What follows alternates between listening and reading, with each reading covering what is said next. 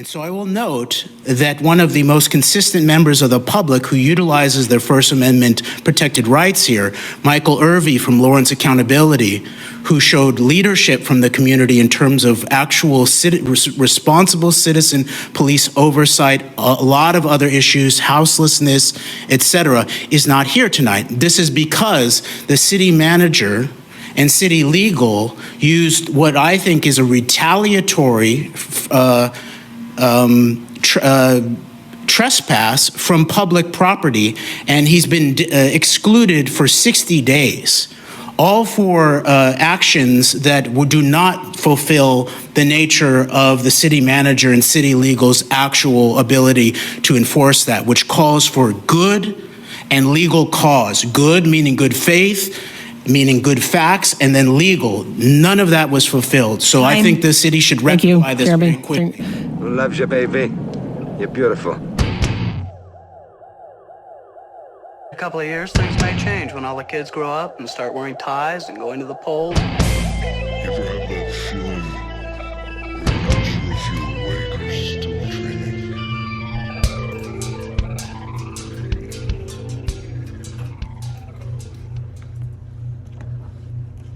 All right, so more lies came out in the paper today. I don't know if you guys saw that.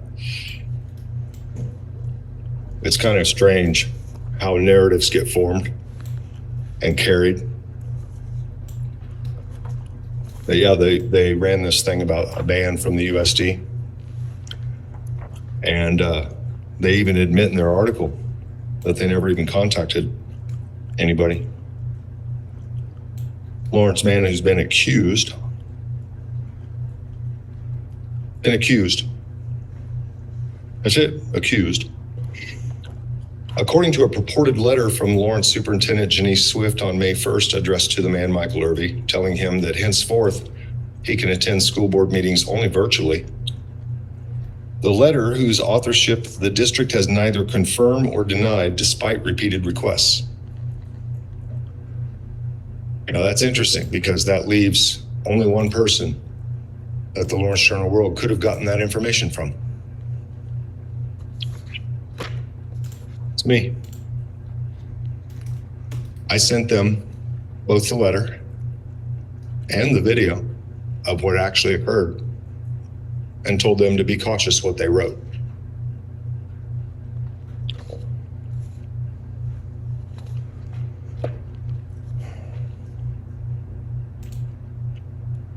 They went on to describe, aside from decorum breaches, public officials have said that the disruptions, sometimes accompanied by people being hectored, filmed, following to their cars, have had a chilling effect on government, on civic engagement. It's funny how that could have chilled somebody's civic engagement when those were all politicians, elected people. And then it went on to say that I was exhibiting threatening and harassing behavior, including telling two commissioners that he knew where they lived.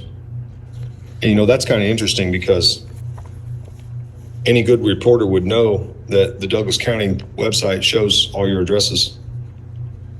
Bob Byers lives on 21st Street. Here we go, some city commission candidates. Bart Littlejohn, you live on Indiana Street. Matter of fact, I got yours right here. Tells me your exact address. I'm going to do you the courtesy of not saying it out loud in the live stream. You're welcome.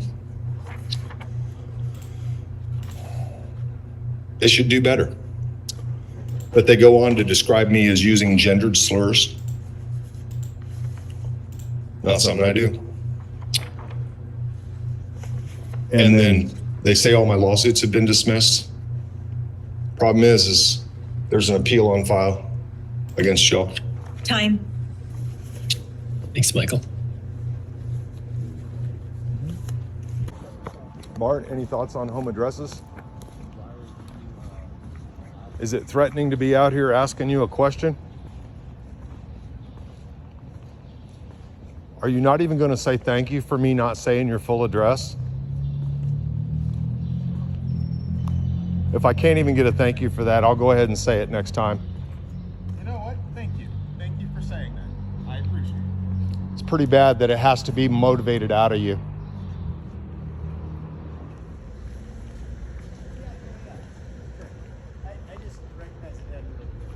So Craig, how come knowing commissioners' addresses is considered threatening to you? You're the one that wrote that letter to me that said I was threatening when I said I knew where they lived. Nothing? I mean, you wrote that letter to me saying that I was being threatening by saying that I knew where commissioners lived. You have no comments on that at all? Is this threatening behavior right here? No?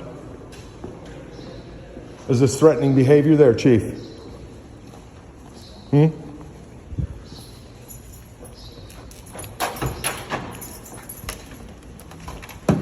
Pretty threatening, isn't it, guys?